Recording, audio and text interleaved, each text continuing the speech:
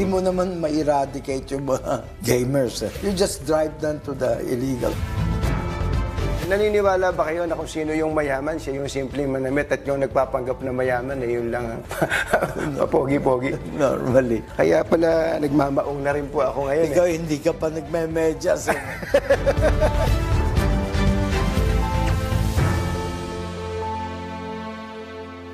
Magandang araw po. Muli pong sumasa inyo ang Tunying Exclusives kung saan mapapanood po ninyo ang mga interview na bibihira nyo lang pong makita at mga kasagutan sa mga tanong na hindi rin naman natin madalas na marinig. Sa hapong ito ay makakasama po natin isa pong tao na siguro hindi na kailangan pang ng mahabang introduction. Pero para po sa mga hindi pa nakakakilala sa kanya, siya po ay nandun sa listahan ng mga mayayamang Pilipino Kaya po unang kita ko pa lang sa kanya, ang gaanan ng loob ko po sa kanya. Mga kaibigan, si Ginoong Eusebio Tangco, ang tawag po sa kanya ay Yossi Tangco. Sir? Thank you, Katunyeng. Thank you for having me. Opo. Maraming salamat po sa pagkakataon. Pang ilang interview na po ba ninyo ito? This is probably my first. I usually don't give interview, but since Katunyeng is such a nice person, the first time I met him, I really feel very, very at ease, very, very comfortable, and he's one person that I cannot say no to. That's Katunyeng. That's why I acceded to your request. Naku, maraming salamat po sa inyo. Medyo lumalaki po yung ulo ko dun sa description nyo sa akin, pero ganun pa man po sa akin po ang pagpapasalamat. Una-una po, ipapakilala ko lang po kayo sa ating mga tagapanood. Kayo po ay napakaraming kumpanya na pinamumunuan. Kung di ako nagkakamali, nasa 40 yata yung kumpanya. Tama po ba yun? More or less. More or less, 40. But most of the people that you have interviewed who are in the top echelon of the economy owns about that much companies. I'm not the only one. Ang pangunahin po dyan ay nasa edukasyon, Yeah. Ang STI. Yes. Opo. Yes. That's my baby. That's the business I really enjoy. For me, it's a very profitable advocacy. I feel good being of help to our countrymen, especially, as they say, education is the greatest equalizer. Yeah, opo. And it really makes you feel really, really good if you give opportunity to the less fortunate people in our economy, in our country, to get a good quality education. Opo. Pero kayo po mismo ay napakahilig nyo rin mag-aral binabasa ko po yung background ninyo. Ang undergraduate ninyo ay Ateneo. Ateneo, yeah. Tapos po, ikwento nyo po sa amin kung saan pa kayo nag-aral. May nakita pa akong London dito. Opo. I took up my high school at Xavier School. From there on, I graduated into Ateneo. I took up AB Eco. And then from there on, I went to London School of Economics for my Masters of Science in Mathematical Economics. Opo. Baka naman meron pa kayo itinatago dyan. Yung iba, puro honoris causa. Kaya doktor na po. Doktor. Ang STI po, ilang taon na ho ba ito? At paano po ba naipundar yung institution? Actually, STI, under my reign, I had it for about 12 to 15 years. I got in because I was a passive investor, and I had two other partners, so we owned a third. But then the two partners got into a fight. So I came in and tried to settle the conflict. But I ended up, it's hard to get them together. I ended up having to buy them all out. That's how it started. It used to be a small school. They used to have classroom in small malls, second-hand apartment. It used to be the franchise operation out. The first thing I asked when I bought in, I said, what are we really? Are we a school or are we a franchising company? Obviously, the answer is we're school. We're a school management group. So from that time onwards, I started buying out all the major franchisees. And until I consolidated everything and I start building facilities, edifices that I feel that the student deserve. So we started building buildings, school buildings, with top-of-the-line facilities for our students. That's when we started growing. Right now we have about 68, a network of 68 schools in different parts of the country. We have one in Bacolod, which is more than just a school. It's West Negros University. Malaki po yun, no? Malaking eskwela. It's a huge school with about maybe 16,000, 17,000 students. So, kung almost 70 schools na pala kayo nationwide, yes. Are you still expanding po? We're building another 5 in the next 2 years. We're still expanding. We bring education to the student. You know, as you know, one of the most expensive costs in education is transportation, access to school. Tuition is one cost, but big portion of the cost would be transportation, your baon, and especially keeping up with your fellow student. If one has an Apple cell phone, you like to have an Apple cell phone. So it's to keep up with your classmates. Sabi niyo nga, very profitable advocacy po ito. Maganda ho kita kung nag-expand po kayo. It's not very profitable. It's profitable if you run it well. I have a different business model. You know, normally a school teacher prepare his lesson plan and teaches. Normally, it takes at least 50% of your time preparing lesson plans, maybe even more. Then the rest of the time you spend teaching. In STI, I separate the function of the two groups. Okay, preparation of the lesson plan is done. We have a group of industry practitioner and academician. They know what is the cutting edge, and they say in the subject that they do, that they focus on. And teaching is a skill naman. You have to know how to communicate. So we prepare our lesson plans centrally. But the teaching is given to the teacher who knows how to communicate, who are good in communication. Because in many instances, you have teachers that prepare good lesson plans, but couldn't communicate, couldn't express themselves. In our case, we make sure that the teacher are good communicator. And the lesson plan are prepared by the expert. So, real good. So full-time talaga siya sa pagtuturo, si teacher. Whereas the one preparing the lesson plans are really in the cutting edge of the field that he is in. Ang dami niyo raw scholar? Yeah. I make sure that X percentage of our population are scholars. That's our CSR. That's what we give back to the community. You see a lot of bright, deserving students, but because of their financial situation, they couldn't afford to go to school. And it's really fulfilling if you, like we went to this restaurant and we had lunch. Most of the waiters, most of their staff get their scholarship from. Naku, hindi kayo makakalimutan ng mga yun. Alam niyo, pagka po kumain pa sa isang restaurant at nalamang siya ito, yung staff ng restaurant lalapit sa kanya, naku, baka dumami ang lalapit sa inyo. Sir, baka pwedeng scholar niyo na may anak ko. Sure. Ganun po yung naging ang ginagawa. It's fulfilling. It feels good.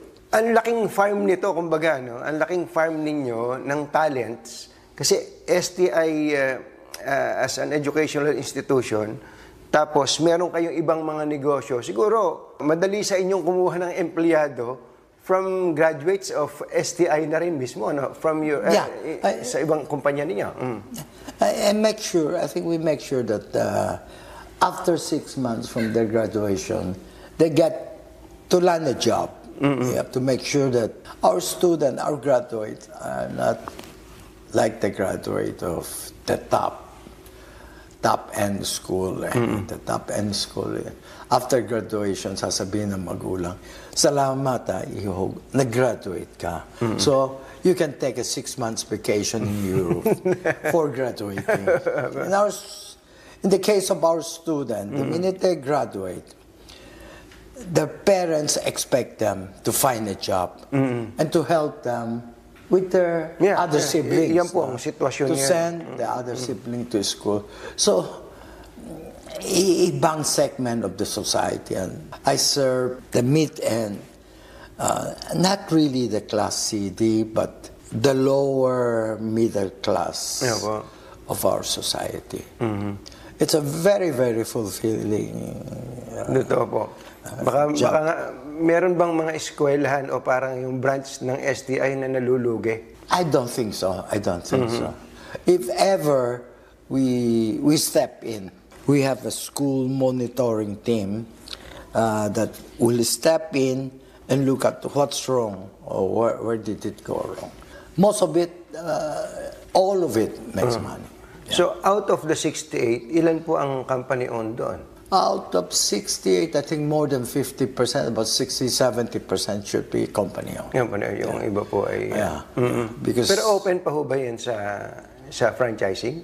I try to slow it down. I'd rather have it company-owned. But there's some exceptional franchisees who's willing to expand, who's willing to improve, who's willing to upgrade their existing facilities. Important thing with education is that your facilities should be modern, should be advanced, should be ahead of, especially on technology. Opo. STI, tapos meron kayong ATI. Yeah.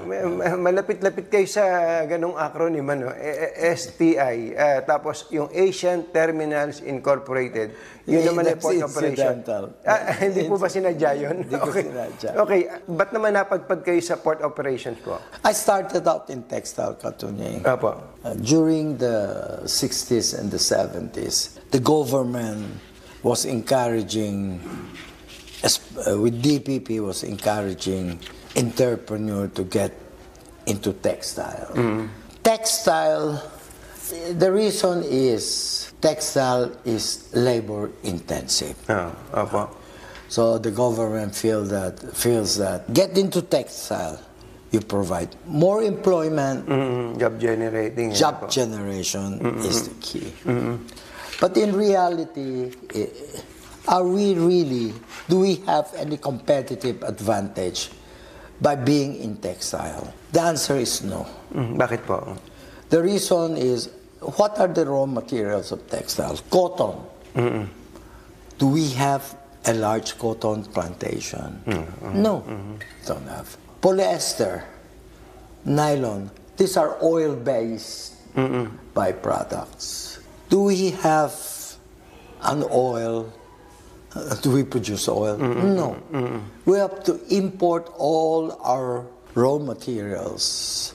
So we're dependent on other countries. So we don't have that. Two, another problem we have was labor cost is not really expensive.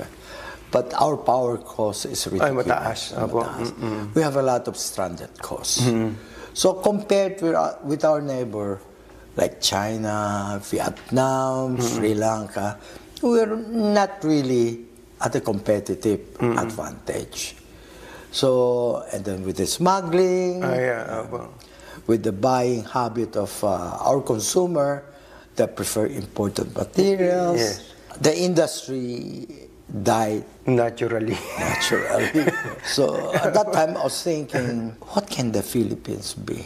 Eventually, I think we're becoming a service economy. That's when I moved from manufacturing to services. So iniwanan nyo na yung tela, yung textile. Katunying, to invest is very easy. Opo. But to divest is darn hard. Opo. It's so much easier to invest than to divest. Especially after you spend 8 years, 10 years of your life running a textile. You get attached, Yes. emotionally attached. Saka, hindi ba, parang yung airpat nyo, yung daddy nyo. My dad came from a textile. Kumbaga, hirap, sentimental value. Yeah, the sentiment. But I think that's the best decision I ever made. Had I stayed on, I'd probably be gone. Maybe I'll be in the last. So, nung binitawan nyo na yung manufacturing, punta kayo sa services. I have to shift to service, and port is ATI. But kayo ba ang nagtayo ng ATI? I was one of the founders. I started out with P&O, Peninsula and Orient. It's a British company. We integrated, my friend Ricky Rason also integrated his ICT-SI. So I decided to move to service, to the service sector. Because manufacturing, I don't think we are competitive anymore. So I shifted to the service sector. Education is service, insurance is service. So those are the sectors. Maganda. Ang Batangas Port, hindi ba andun yung ATI, yung malaking operation? Yeah. Batangas Port is slowly catching up because everybody is just concentrated on Manila. Manila. But Ricky went to Subic, I went to Batangas. That's doing well, extremely well. Hindi ko na ipapa-elaborate sa inyo, iba pang mga negosyo. Baka naman antukin yung mga nanonood sa atin.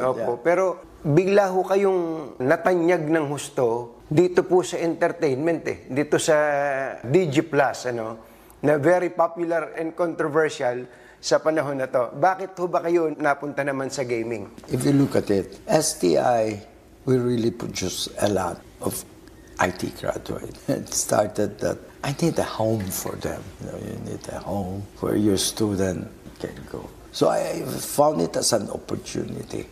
People misunderstand DigiPlus a lot. My objective of DigiPlus was I want to create a whole ecosystem of entertainment. It's not only gaming, it's not only gambling. You log into the site, you can bet, yes. You can watch short reels. You can listen to music. Eventually, you can do online shopping. If you have some health problem, you can log into it and consult. My dream is to make it into a whole ecosystem of entertainment and everything else. Para tong mall, Yeah, it's a mall. Para siyang mall. Just like 10 cents in China. You can log into the site and get everything you want. The thing is that the one that we started was gaming, and it took off fast. Kailan niyo po itinayo itong DigiPlus? It used to be LR, which morphed during the pandemic. All this innovation came during the pandemic. Even the largest of the U.S. companies, the Magnificent Seven, came from the pandemic. The pandemic forced us to be creative, forced us to be innovative, forced us to find new ways of doing business. In fact, like Zoom meeting has become the norm now. But I think the pandemic brought the best out of a lot of people. During the pandemic, I never missed one single day of work. I was in the office, in this office, every single day. Nandito po kayo. Ganun po. Hindi pala to DigiPlus dati. Ang tawag? Leisure and Resort. Leisure and Resort. World. Okay. Leisure and Resort. LRWC Corporation. Tapos, naging DigiPlus. Inasahan nyo ba na puputok ng ganito kalaki agad in a span of, say, 3-5 years? No. I think the attack on DigiPlus is really... I'm sure you're leading to that question. about what's going on now. I'll preempt you. Yes. Katunin. I am just laying down the predicate, Your Honor. For me, it's a form of entertainment. As long as it's regulated, as long as it's properly run. In fact, it should not only be legalized. We should acquire all gaming company to be listed, so that there'll be transparency. You know, the people behind it. You apply the fit and proper rule, and you follow all good corporate practices. I know they're making a big hula-baloo on it. What they should be chasing after will be the illegal ones. Focus on the illegal ones. Get them to be legal. Then you can control them because you know who they are. You can put rules and regulations, strict rules and regulation. Then you have control over them. And on top of it all, you can collect the taxes that we so badly need. Last year, I think we paid about, or Paco gets about, 150 to 100 million in taxes on online gaming. That's what you paid to PAGCOR? Yes. Tapos the whole industry, the legal industry. And that's on top of the tax payment. Di ba may tax payment? No. That's I think if you pay PAGCOR, yun na yung tax. Ando na. Now, the legal segment constitute about 30%. 30% lang? Oh, 30-40% are untaxed. Yun yung illegal. Yeah. If you can get them to pay the proper taxes, you probably get about 400 billion. And that's not small money.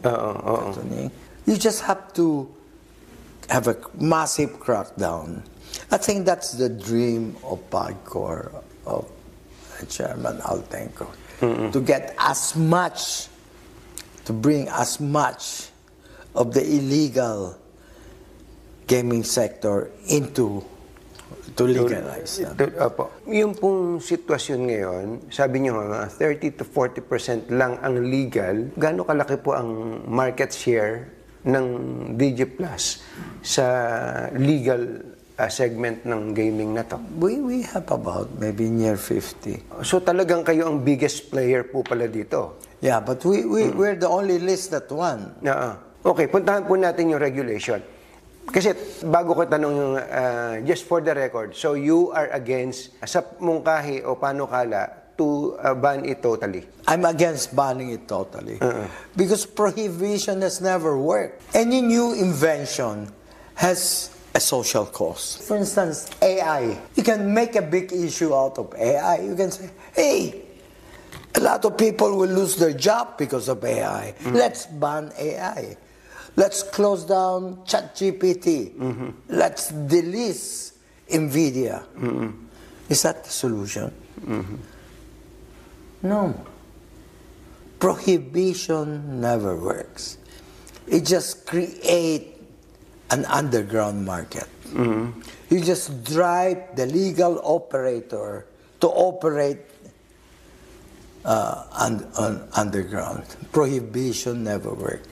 Doesn't work anywhere in the world. And by the way, 97% of the countries in the world legalize gaming. Ganun po, ano? Supervised gaming. I think I will have to agree with you, ano? Doon po sa point na kapag ka itinigil mo yung legal, ma-migrate. Hanep, yun lang isabong. Yung isabong, di ba, lahat ng isabong ngayon illegal.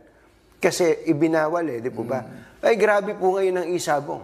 Grabe po ang isabong. At I'm sure yung mga nanonood sa atin, baka may mga nag-iisabong pa nga dito. And those are all illegal, ano? Opo. So, ang tingin nyo, ganun din ang mangyayari. Yun ang mangyayari. Yun lang mangyayari. Hindi mo naman ma-eradicate yung mga gamers. Opo. So, okay. You just drive them to the illegal setting. So, kung hindi po ibaba, kasi ang social cost lagi ang pinag-uusapan dyan Ang tanong, kayo po bilang nandyan po sa industriya, ano yung regulation na tingin nyo ay makakatulong ng malaki para mabawas po itong sinasabing social cost? There are rules now. There are rules for the legal gaming. You just have to see to it that all the operators follow the rule strictly. The rules are good. You just have to see to it that you implement the existing rules. Make sure that everybody abide to it. You know? You don't need new rules. Normally in taxes, we say, we don't need new taxes. Just collect the proper tax rate. Diba? I mean, I don't think we need to create more restriction. Personally, this is but I think we just have to make sure that the legal ones follow strictly the rules right now. Pero narinig ko sa inyo kanina, i-require ang lahat ng mga operators nitong gambling na to be listed. Why? That's another way of making sure that there's transparency. Pakipaliwanag nyo nga sa amin kung ano ba ang pagkakaiba ng isang kumpanya na publicly listed. Because the publicly listed, there are a lot of strict corporate governance. If you're listed, you have to follow strictly the rules of a listed company. Like, you have to have independent directors. The board should all be deemed fit and proper to sit on the board. There's some, if you have criminal records, you can't sit. You have to make quarterly report. You have to be transparent. All the actions of the board should be properly disclosed. You know, all your financial statement is open to the public. Every quarter, you have to make your quarterly financial statement, proper disclosures. These are very, very important. So with that requirement on top of the rules of PAGCOR, I think you have a good deterrent na sa mga loko-loko no? Yun na nga. So if you have a criminal record, you can't sit on the board. You can't be a stockholder. Ang talas pa naman ng SEC dyan. Hindi lang SEC, PSC. Yeah. And then you're being monitored publicly. You're publicly traded. You have to disclose everything to your shareholders. Ongoing po ang mga hearings ngayon ng Senado. I heard yung House magko-conduct din po ng hearing tungkol sa mga proposed measures. It's either to ban or strictly regulate online gaming. Meron pong announcement na binigay ang Bangko Sentral ng Pilipinas na parang ang inuutos nila sa mga e-wallet platforms na to dissociate themselves from especially sa mga illegal gambling sites. Will it help po? It will probably help. You drive the revenue down. You probably drive them to the illegal as well. No? Actually, the illegal have access to all those e-wallets. I think it's monitoring. Kasi the illegals will come in different form. You take them out today, after 5 minutes, they came out again. Bilis. Very, very sophisticated. I don't know. I think they should not do that to that extent. But it's up to the BSP. Basta ang sinasabi lang po yata nila, kapag ka illegal, hindi dapat magpagamit ng mga illegal. Yes. Mga illegal po. Mga illegal. It's illegal to use it, abuse the use of it. Kasi kung ako, maglalaro ako sa illegal site, paano ko makukolekta yun? Kung nanalalo man ako. Hindi po ba? Totoo. Kayo po, meron na ba kayong study na ginawa to at least address the issue on social cost? Halimbawa, yung mga nagbenta ng bahay, minor de edad na nakapaglaro, ano ba ang mga nilalaro nitong mga to? Ito ba yung mga illegal o mga legal gambling sites? No, we did. But before I go to that, I just give you a macro picture. Roughly, these figures are not exact. You must remember, I finished my economics 50 years ago. I probably forget all of it. But this is my figure. Our GDP is about 4 trillion. Yes. 60% of our GDP, which is of 4 trillion, is 2.4 trillion. Is 60% of which is household consumption. Okay. If you look at the legal revenue of online gaming, maybe 150 billion, 200. If you look at it, it constitutes less than 1%. 1% of the household consumption. That ain't gonna affect your spending. I mean, if you look at it rationally, not emotionally, if you look at it emotionally, which is what the viewers, listener love to, that they like emotional. Drama ng konti. But if you look at it rationally, it should not affect household consumption. Now, I don't know how much is the illegal portion. It's got to be from the illegal portion. That's what.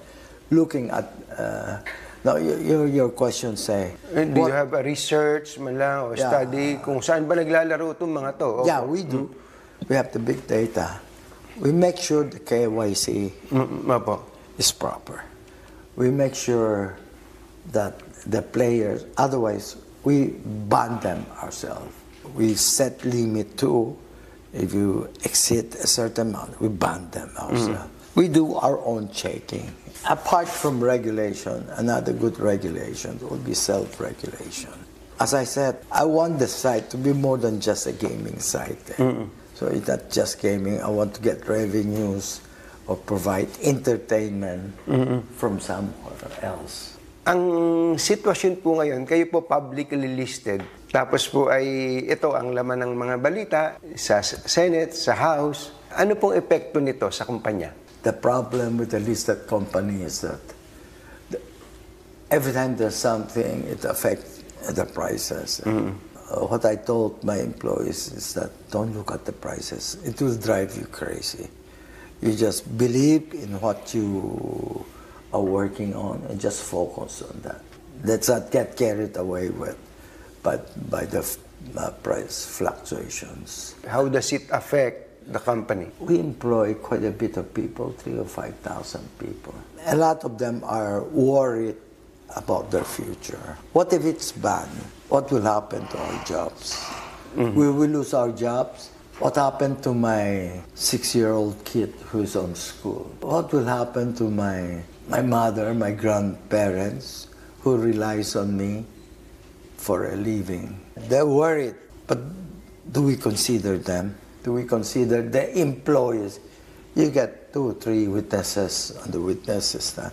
But how about the thousands that is worrying? If they lose their job, where will their next meal come from? Have we thought about that? So yun yung appeal nyo sa mga policy makers. Consider them also, those who are employed. Because they're all stakeholders naman. A more direct question is, if a ban is imposed, total ban is imposed, will you survive? DigiPlus, will you survive? Yes. How? Because we have started in Brazil. I think we will probably start our operation 4th quarter of this year. And we have applied for a license in South Africa. Ang investors po ba ng DigiPlus ay puro mga local? No. As I said, 97% of the countries in the world have legalized gaming. Gaming has become a separate asset class for my portfolio investment of my institution.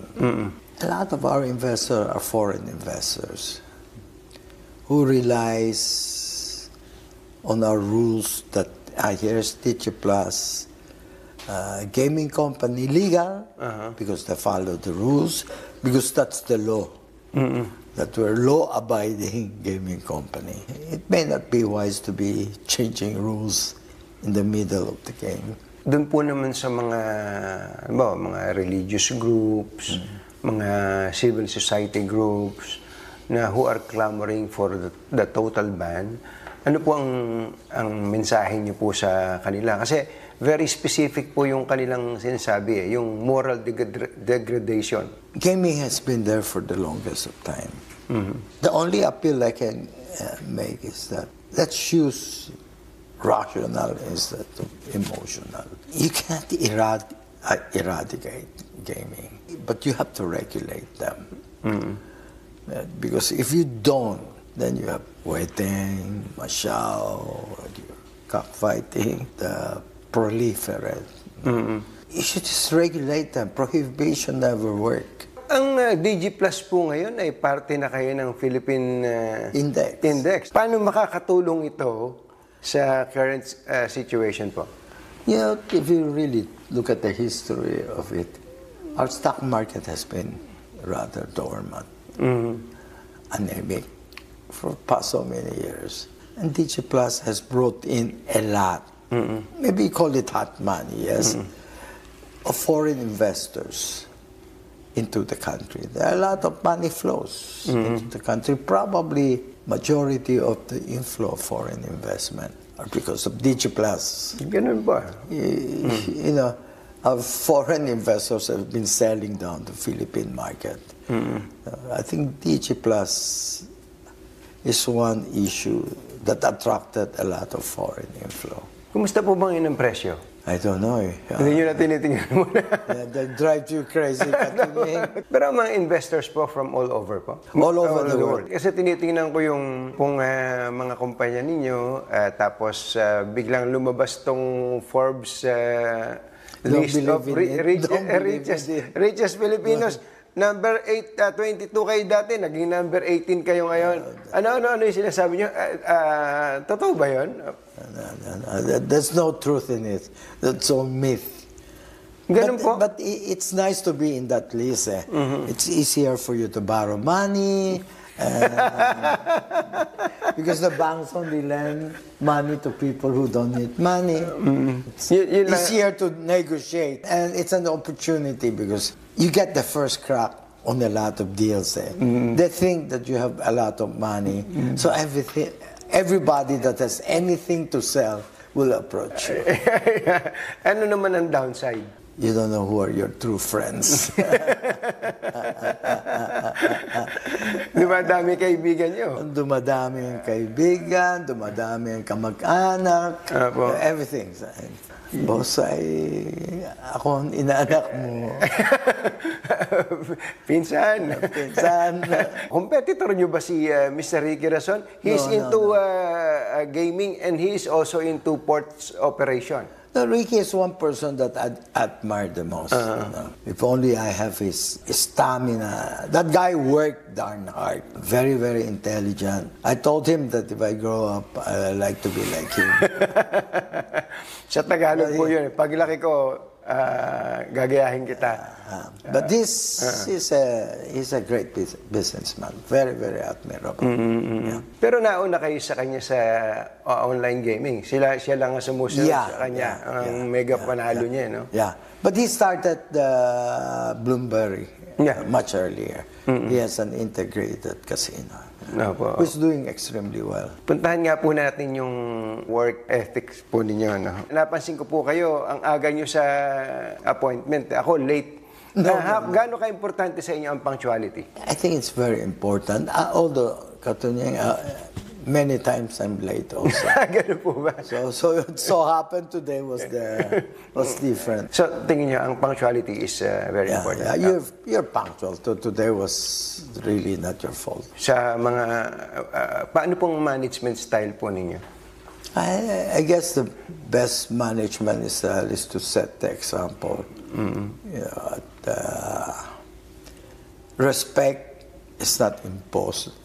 Respect is earned. You cannot say, I'm the chairman and you need to follow me. No.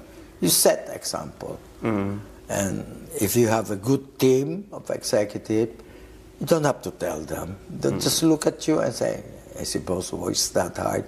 It's embarrassing not to work. It's management by example, I guess. Paano niyo po pinipili yung mga tao na pagkakatiwalaan niyo, considering ang laki po ng empire niyo? That has always been a challenge to every top executive. It's difficult really to hire the right people and depend on the right people. It's a challenge. Sometimes hit or miss lang. Pero mas madalas ba kayong mag-hit o mag-miss? Hit mostly. But I have a few misses too. Bigyan niyo po kami nga ng tip doon. Yung tip lang po, bakit kayo nag-miss?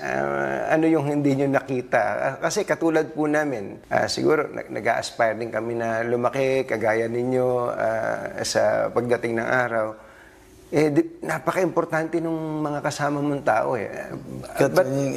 I'm sure, I mean, you also have those... Yes, experience po ako. You have to ask around, talk to him. It's not just reading the resume. Maybe the references, maybe you have to make an extra effort to really do some background checking. It's important. Kayo mismo ang pumipili? Yeah. Especially top position. Importante yun. Nag-headhunters po ba kayo? Yes. Opo. So, namimirata po kayo? Headhunters. Then you see people that goes around. Yeah. It's very difficult. I have no quick answer on that because I'm suffering from that too. Ganun po I've been looking to fill up some key position. I tell you, up to now, I still struggle. How do you encourage them to join your team? Obviously, benefit wages. People nowadays are different from the traditional people. How different po? They're more mobile now. Loyalty is unlike before. Everything is more financials. No? To ferret out the real good ones that would stick with you through good and hard times, medyo a challenge. Challenge po talaga. That one question that I struggle to answer. Pero meron po ba kayong mga kasama naman na talagang andyan during the time that you're lowest? Apo? My closest friend and executive, Mr. Monico Jacob. Formerly PNOC? At saka SEC-chairman. He's a gem. He's one person that we've been together 50 years. If only we could last for another 50 years, that would be great. If an applicant for a sensitive position sa kumpanya ninyo, ang unang tinanong ay magkano sweldo ko dyan, kukunin nyo ba yun kesa dun sa sasabing, is ba yung organisasyon na yan, mabait ba mga tao dyan? Actually, he doesn't have to ask, nasa resume na niya What was his past salary? Compensation is needed. I always think your executive should be able to live the way, the way you live. They should have, in fact, they should have, some of them have better cars than I, travel better than I, but it's okay. Pay is not really an issue if they can produce, hindi ba? Pero ang bait nyo raw sa empleyado niya, tulad halimbawa nung sa DigiPlus, nagbigay daw kayo ng 25 million worth of stock sa inyong mga empleyado. It's a different industry. You need a lot of technician. You need a lot of good IT people. It's an industry that's ever evolving. You know, you have to come out with new games. The young generation right now has short attention span. They get tired of an old game easy. So you have to keep on coming up with new stuff. Creativity. In fact, I offered that. I was telling them if we can offer game development in one of my school in Makati, iAcademy, and then give a prize to the best developer who can develop a commercially viable game, we pay them 5 million. Ganon, ha? Or even 10 million. Singly or in group. I would happy to pay. If they develop a commercially viable game. Meron bang nakagawa? Wala pa. Wala pa. Uy, for grabs pala itong 10 million. But how do you manage po, sir, yung ganitong kadaming kumpanya? It's hard. That's why you have dark hair and I have gray hair. Losing hair. So, hindi ba kayo naiinggit sa akin?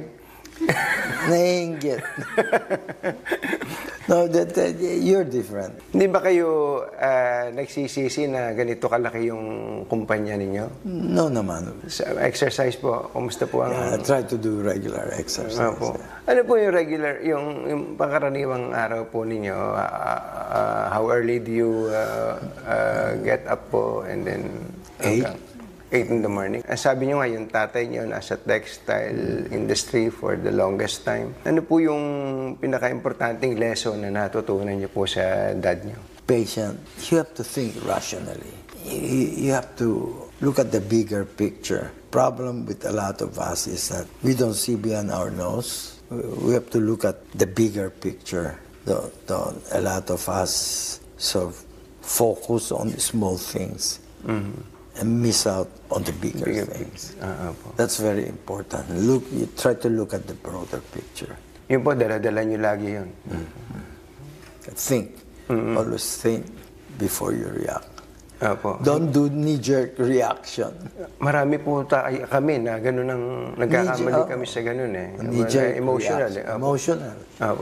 Just don't get overwhelmed by emotions. Nakita po namin kayo ngayon, maunlad na po yung mga kumpanya na to. I'm sure marami rin kayong dinaan ng mga failures. How do you cope with failures po? You just have to move on. Don't live on it. Many failure are, you carry it with you. The best way is to, if you make a mistake, admit to your mistake and move on. I experience maybe many times, many executives, if you just scold them for doing things, instead of admitting that, mali ko yun. I'll fix it, boss. I'll move on. Ito ang gagawin ko na. They spend weeks, months, trying to justify why they make that mistake. You never move on that way. If it's a mistake, admit that you make a mistake and say, I'll take corrective measures and I'll move on. That's the only way. But if you leave on to that issue, you never move forward. May sobra importante po nun. Actually, yung sinasabi nyo ngayon, nai-imagine ko tuloy yung sa gobyerno ngayon eh. No? Sa gobyerno, parang walang gustong umamin eh. No? Siyempre. Typical eh. Maski matalo sa election, hindi pa rin na-admit yun. Pero ano po ang sikreto nyo? Bakit lumaki ng ganito ang mga kumpanyang pinamamahalaan po ninyo? I think I have good people around me. That's the secret. I make sure I communicate with them. I talk to them.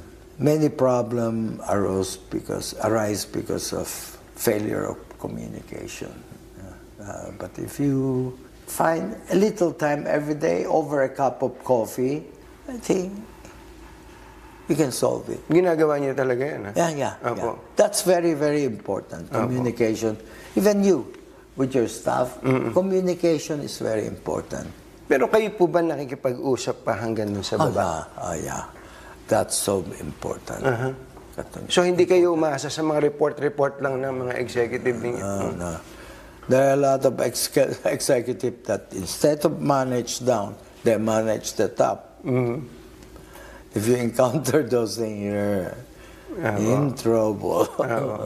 Gaano ka-importante na bumababa kayo sa very important. Yeah. You know, there's a new breed nowadays as an executive that instead of managing down, they manage the top. So you get managed by them. You get totally detached from what's happening on the ground. Dapat pala maging conscious ang mga may-ari doon, ano?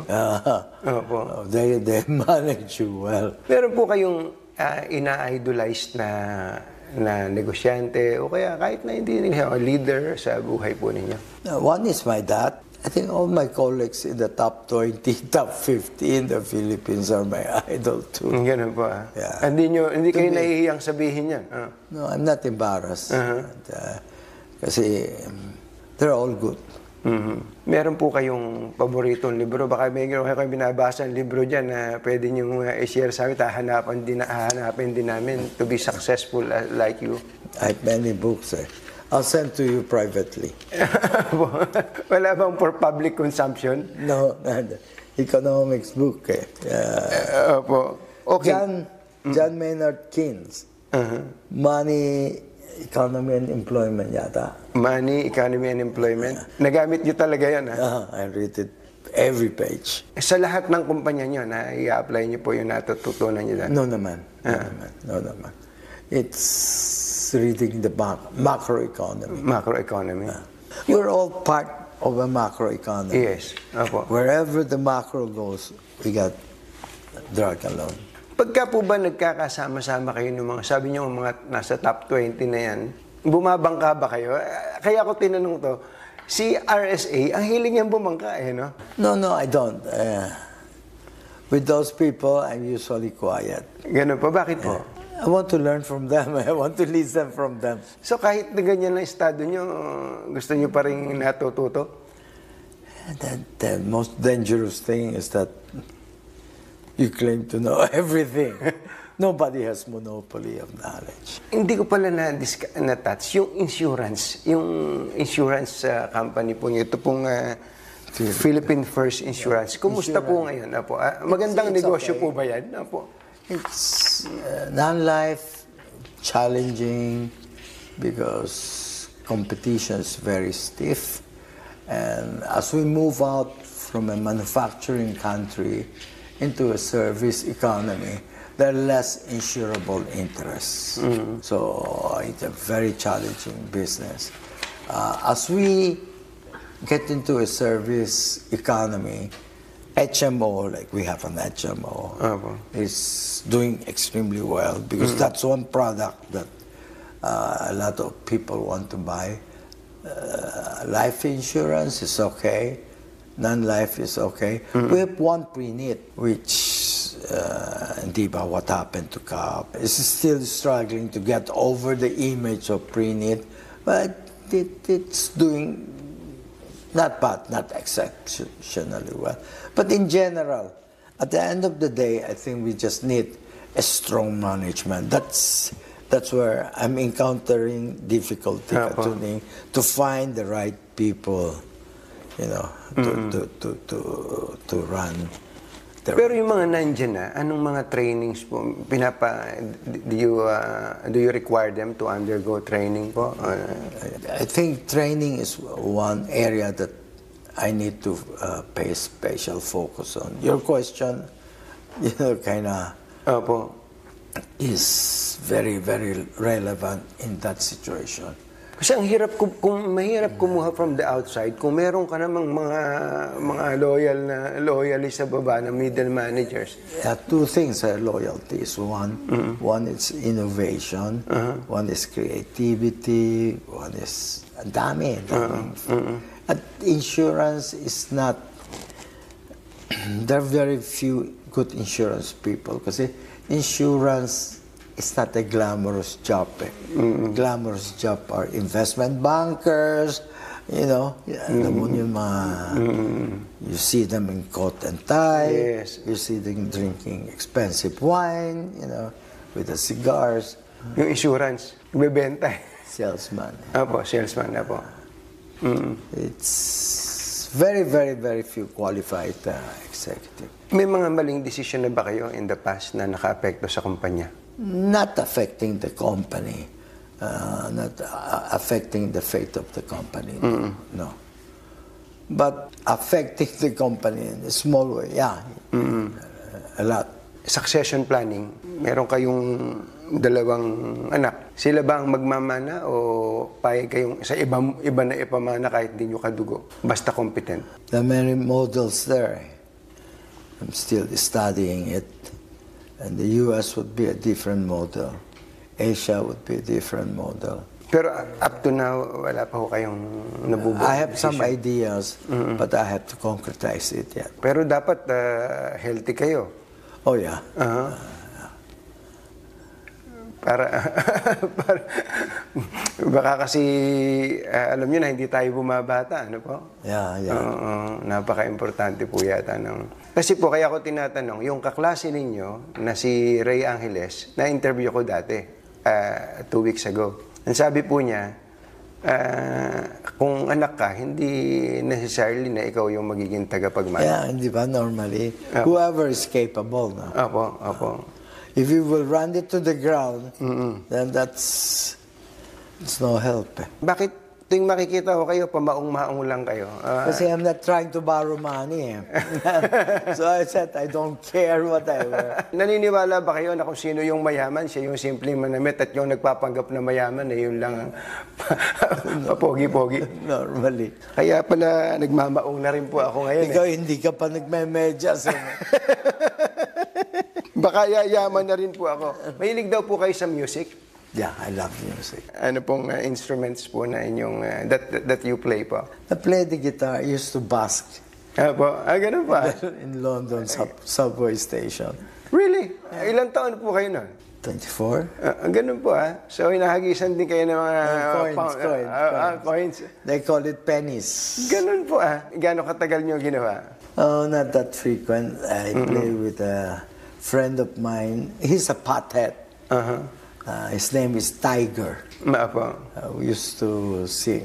Malaki bang kinikita doon sa mga ganyan? Kasi when I was playing there, that was during the height of the Vietnam War. My partner, Tiger, was local English guy. Me, I'm Asian. Apo. I did not know there's so many sympathy for the Vietnamese. So they thought that I was a Vietnamese. So when we sang, I normally get mga 20 times the amount he gets. If we get 10 pence, I get probably 2 pounds. Pero hindi ko akalain na kayo ay umabot sa ganun. Folk singer. Apo. Ang lakas siguro sa chicks noon, ano? Oh, yeah. Sorry. Talagang pasok sa banga. Ang tawag po sa inyo ay Renaissance man o yung taong maraming interest at skilled sa maraming bagay. Ang tanong po namin, last question, para sa mga gustong maging kagaya ninyo, paano ba maging Renaissance man? Do you know the song Superman? Superman. I can start to fly. Listen to that song. It's hard. I'm more than... There's a line there that says, it's hard to be me, no? Apo. I really don't know. You just have to work doubly hard. There's no shortcut to it. You just have to work hard. Maraming salamat po sa inyo. Isang karangalan po. At yan po ang isa na namang napaka-inspiring na panayam kay Ginoong Yossi Tangco. Nakikiyosi na rin po ako, pero sa totoo lang po, malayo pa ang, kumbaga, marami pa tayong bigas na kakainin para umabot tayo sa kalingkingan ng kanya pong narating sa buhay. Pero sabi nga niya, walang shortcut sa buhay. You have to go through the process, doble sipag lang, para pagdating ng araw, sabi nga niya, paglaki ko, gagayahin kita. Ayan. Thank you po sa inyo, Sir Yossi Tangco, at sana po yung ating mga taga-subaybay ay marami rin po kayong napulot sa kanya. Hanggang sa muli.